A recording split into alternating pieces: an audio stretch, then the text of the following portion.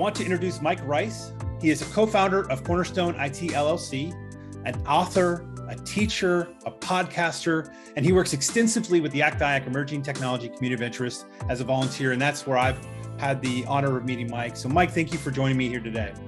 Thank you for having me. You have all the cool people on your show. I was looking forward to this. So Mike, for those who haven't met you like I have and had a chance to talk to you, talk a bit about your background, where you're from, who you are, and what you do. Okay, wow.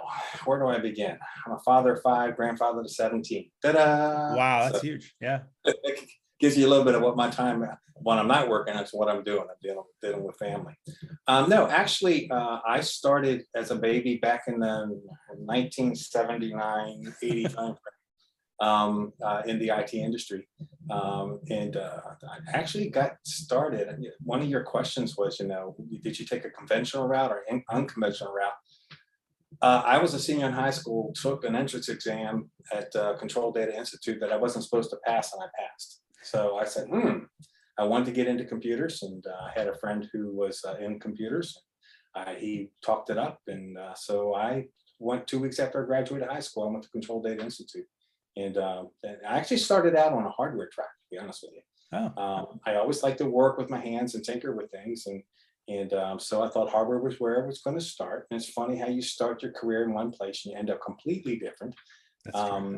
About 2 or 3 months, it was a full-time school. So the idea is you were in school 8 hours a day. Okay, it was very concentrated. About 3 months into my schooling, Northern Telecom reached out to me, and they were interested in bringing me on as one of their field engineers. And so I wanted to finish my schooling, so I started working full-time with Northern Telecom and did my schooling 4 hours a night. So extended my schooling, but I got it done, completed, and graduated from Control Data Institute. But at that point in time, I was already working for Northern Telecom. I was the youngest field engineer they had, 18 years old, carrying a tool bag and learning about life. Wow. You learn quick, you learn hard, you get up under some people, and you learn from good people and you learn from bad people. And that's just kind of how it goes. I noticed too that we were doing lots of creative things. People are kind of shake their head. Yeah, that's not that important, but we built a wooden computer once. Okay. Huh.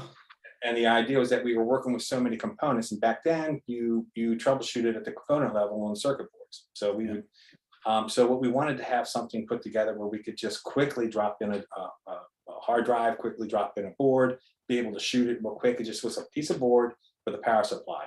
We ended up building 3 of them, and they stayed in the lab, and they were, they're probably gone now, but sure. But playing with systems got me to the point where I actually started to troubleshoot more with the operating system than I did with the diagnostics. So I started to learn a little bit how operating systems were put together. And then I moved from hardware, which was really good because it set a base. It's like I try to explain to somebody, says, when you touch something on the keyboard, you know what's going on. Well, I can close my eyes and see it all happen, if that makes sense. So having that hardware background helped me a lot. So I started doing systems engineering, working with the operating systems, actually got into operating system development. So you saw them starting to grow up, got into communications protocols. Okay. Learned a lot about how to write code, to drive communications. I mean, I'll say things that some of your viewers are going to recognize in a 273780, batch RJE, HAPS 36020, all those old protocols aren't around anymore. What's interesting is we all started out asynchronous, then we went to byte synchronous, then we went to bit synchronous, and now we're in asynchronous again. It's a full circle. And that's kind of how technology goes. It is. So, it is. Let's see. I was still working for a vendor and started getting into upstack stuff. So when I went to work for Tandem Computers. I don't know if anybody remembers Tandem. I remember. Tandem's that nonstop architecture, really to this day, still the sweetest architecture I ever worked with. And so I was 27 years old, and I had moved into management, and they gave me a $500 million opportunity for me to manage. It was a Navy opportunity. And I'll be honest with you, 27-year-old with 4 kids at the time, I almost buckled. Okay, it was just way too much. Realized that I still enjoyed the technical, and want to go work for a federal contractor who supported the Navy, one of my Navy customers. So that was me stepping out of the the world of vendor, provider into this contracting world. And that's where I first began to learn a lot about government contracting. And I ran a couple programs for there, which was, we were doing upstack development stuff, application development stuff. So I just saw my career just kind of keep moving in that direction. Eventually, you go from, opportunity to opportunity. That's kind of what happens in government contracting. I ended up supporting GSA, and I started working at GSA probably 2000, and I'm still badged, if that makes sense. So I've been supporting them for about 20 years, and did some very, very large program stuff. A lot of their enterprise, their modernization, and two of the big ones, those are my people that was doing that work. Supported 3 presidential transition teams. That was a real privilege. And a lot of that was because I was there at GSA. And then what they do with old guys, okay, when they can't, they don't look at you as being tech savvy anymore, and they look at you and say, well, okay, you run all our programs. Now what do we do with old guys like me? They turn them into business development. Right. So I tell people, I said, you know what? I am an engineer by trade, a teacher by nature, and I wrote a book on business development. Go figure. Okay? And so that's kind of where I ended up. So it's CornerStone. 12 of the 20 years I've supported GSA was with my own company as a subcontractor. And then about 3.5 years ago, we rebooted the company. And it had a completely different focus, and that was on business development and teaching. So that's me. That's 40 years plus of my life. Wow. And so you're in the, so is that what you're doing now? You're teaching what? Okay. Okay. I'm going to give you a little bit of a story. I'm a storyteller. I like stories. Okay. So here's a little story. So I went to go work when we shut down CornerStone. The first round, I was wrapping up a contract at GSA, and I had friends that were basically saying, "Mike, come work with us. Come work with us." They were in the space, that same landscape. I knew the landscape, so I was comfortable. GSA was my backyard. I mean, it was one of those. You're just comfortable with the people. The joke was we used to talk about our kids, and we talk about our grandkids. That's just how it works. You build relationships. Your relationships are strong. And it was a large business. Went to work for a large business, and they immersed me in a business development framework that was just really rigid, and rigid's not a good word. A lot of rigor. I use the other word, R word. Okay, Mm-hmm. There was a lot of rigor involved with it, and I learned a lot about business development. And I tell the joke sometimes. It's death by 1,000 PowerPoint presentations. I had to write a PowerPoint presentation, asked to go to the bathroom, and had 3 execs have to sign off before I could go.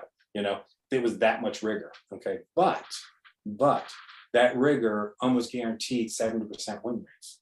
Okay, so large businesses who have a very disciplined business development practice win business. That's just the way it Makes is. sense. And so when I went back to small business, I realized small business didn't have anything. Okay. And so what I wanted to do is, how can I take all this that I learned and get it down to something that even small businesses can chew on? Okay. Mm. And so that was kind of the genesis of the book. Okay. It actually started out as a class. Okay. And the class was basically taking a look at, there were 6 phases, 7 process areas within the phases. And then Deltec, GovWin, people know GovWin. They had their Insight conference, and they asked me to come out and speak to small businesses to kind of walk through small business can win business like big business. Okay, there's a value prop there. It's on the front of my book. Actually, it's any business can win business like large big business. Okay, and so that was the genesis of it. It was a framework that was in a class. It was in a courseware format. And then about 3 years ago, just said, look, I need to turn this into a book. I need to turn it into a resource for people to use. And again, the teacher in me, and I know this is going to sound funny, when I learn something, okay, I get so excited. The little boy in me wants to teach, or I'm going to burst. Does that make sense? Yeah. I want to share it. I want people to get it. And so in that period of time, we developed a book. In my business development world, I hooked up with people know her. She's a wonderful individual, former CIO at Education, former CIO at HUD, 17 years with IBM. top 1% sales, golden circle at IBM, taught sales. Her name is Gloria Parker. And Gloria Parker and I we've actually have a very, very good friendship. And I remember calling her. I was sitting in one of her classes. And I said, Gloria, I said, you taught a class one time and it had to do with customer engagement, how to manage meetings so that everybody walks away from you with something. Okay. It was great. I was feverishly writing things down. So I asked her, I said, Gloria, I said, I'd like to talk to you about maybe doing your class as a book, that piece of it. And I was texting her. Okay. And all of a sudden I get this call me. I was like, oh, what did I do? I stepped on that one, So I called her up, and first thing out of her mouth, and this was great. And as an author, when somebody says things to you, these things feel good. She goes, Mike, I read your book. It's awesome. Oh, well, wow, cool. She goes, but you're just scratching the surface of what I teach. Let's get together. And since then, I helped her finish her book. We've written a book on orals, doing orals presentations. And what we do now is we actually train. We teach people. There's other individuals that are in our circle. We have a course track that basically goes from business development and demand generation to my stuff, which is really the business development life cycle. Okay, into this is cool. You won the contract. Now what? Okay. Okay. So there's that whole service delivery piece, and Tom Boyce. If you guys know Tom Boyce, he's writing the books on TBM right now. So I'm telling you, Tom is incredible. He's the professor. We call him the professor. And then all of this sits back in this landscape of what we call acquisition.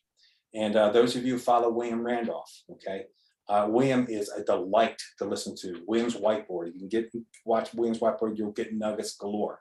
So he joined the team and says, "I will teach you everything about contracting, other than the secret contractor officer's handshake." And we said, "Okay." And so we put this track together, and it's just this complete package. And I'm just brag real quick. One thing, I'll say one thing. We are actually working with a Fortune 10 right now, and actually training the people, which is great. We can't name the name, but hey, it's That's okay. Awesome. It's a Fortune 10. I don't care. And they're actually taking a look at their processes and align them with the things that we teach and things that come out of our books. So that's amazing. And it's amazing that you're able to distill it in a way for small companies. I have a heart for small businesses. I work in government, and we try to provide small business opportunities when we can. And I've worked for small businesses myself. So that's really awesome that you can take and having worked for small business, I've worked for companies with, 15, 20, 25 people. You're right. I mean, figuring out how to do a process like that is really tough for a small business. And the biggest mistake, I'm telling you, big business and small business. And actually the book, we originally targeted small business, but it's fitting with large businesses too, because everybody makes the same mistake. Mm-hmm. Stop chasing business. I'm gonna use a Southern Maryland term. Stop chasing business you ain't gonna win. Okay. Right. And really that's the difference between successful business development and capture practices, is that they weed out those opportunities to say, we're not wasting money and time here. We're going to focus on winnable business, and there's ways to qualify what makes something winnable. Okay, if that makes sense. So. It does make sense. So Mike, you've had a varied career over a long time span, and with a variety of jobs. Mm-hmm. As you've gone through your career, what's something you've seen that we should change? Something that we do in a way that's maybe overly complicated, or maybe not the right way. And if we came to you, Mike, and said, Mike, we need your idea, we want to consider a change in our industry, what's a change you would recommend? Wow. Okay, so I can pick on both industry and government. That's easy to pick on government. Well, yeah, that world is that world. Okay, so we're gonna pick. Well, I'll go there in a second. Remember when I said stop chasing business? I'll put this down. Stop chasing business. You're not going to win. Okay. Right. Well, government, the contracting world, the acquisition culture is so varied from agency to agency. Okay.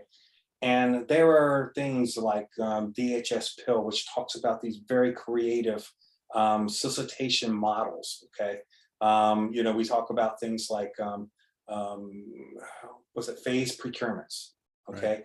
And using all these cool tools that are available to contracting officers to be able to get that funnel down to where you've got 3 really good ones, okay? And the oral of 3 is what I'm talking about. But FAR 15102 says that, okay, I'm just going to not quote it, I'll paraphrase it. Anything other than pricing can be done with orals. Think about that. Think about that. Think about your first, I'm going to use a cool word here, your first advisory down select, okay, was based on an orals presentation on past experience, corporate experience, okay? All right, so you give an orals and then you make an advisory down select. People are so afraid of down selects because in a firm down select, that's when the protests come, right there, boom. As soon as it goes out, protests are gone. Well, advisory down select is, we really don't think that you got it, and you probably would do yourself a favor and not spending more money chasing, okay? Large businesses back off right away, okay? They go, look, they're telling us we're not gonna make it, okay? So I'm not gonna spend that B&P, bid and proposal funds, okay? Right. So if we could get, I'm gonna go back to picking on the government. If we can get the cultures to align a little bit, and when we talk about the FAR, everybody gets so afraid of the FAR. 25% of the FAR tells you what you have to do. 25% of the FAR tells you what you can't do. There's 50% sitting in there, okay? And the FAR is the one that's starting to encourage oral presentations, okay? Oh, look, product demos, technical challenges. These are all great tools that are available, but the culture seems, to me, the 1102 culture is so, they're different, and they're so afraid of certain things. They don't want to do these phased procurements because we don't know how to do phased procurements. If we could get there, there's another thing too. Put as much information out as possible so that the vendors and industry can give you a really solid proposal. Okay, it's frustrating when you get in your debrief. It's obviously you don't understand our environment. There's no reason why industry should be responding to something when the environment is not exposed. Okay. Yeah. Now I understand, I use the word exposed, transparent is a better word. Okay. I understand the security ramifications and that type of thing of being able to exposing certain potential problems within an architecture, within an enterprise.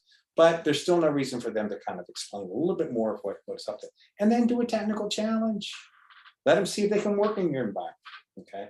Anyway, I could go on for, I hear these same complaints all the time when I work with my clients. It's, yep, you're just going to have to do your homework, find out how that particular agency is working, and do the very best you can. But it'd be great if we can get them on the same page. OFPP is trying like crazy to get everybody on the same page. I would challenge everybody, read the Mythbusters. There's 4 of them out there.